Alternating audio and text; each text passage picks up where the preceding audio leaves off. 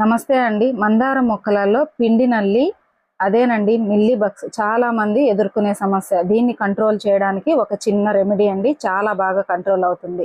ఇక్కడ ఒక కంటైనర్ తీసుకొని ఈ కంటైనర్లో రాత్రి మిగిలిపోయిన అన్నం ఉంటుంది కదా, అది 1 కప్పు తీసుకోండి. ఫ్రెష్ అన్నం అయినా సరే పర్వాలేదు.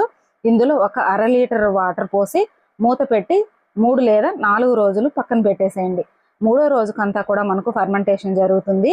ఇప్పుడు దీన్ని స్టెయినర్లో వేసి ఫిల్టర్ చేసుకోండి. ఒక క్లాత్ వేసి ఫిల్టర్ చేసుకోండి. ఎందుకంటే మనము స్ప్రేయర్లో వాడుతూ ఉంటాం కదా, స్ప్రేయర్ పాడవకుండా ఉంటుంది.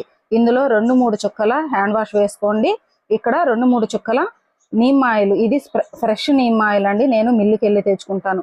మనకు వర్షం పడినప్పుడు ఏ విధంగా అయితే ప్లాంట్ మొత్తం తడుస్తుందో ఆ విధంగా 3-4 రోజులకు ఒకసారి స్ప్రే చేయండి. తీవ్రత ఎక్కువగా ఉంటే, తక్కువగా ఉంది అనుకుంటే వారానికి ఒకసారి స్ప్రే చేయండి. చక్కగా కంట్రోల్ అవుతుందండి. రిజల్ట్ అయితే మీరే చూడండి.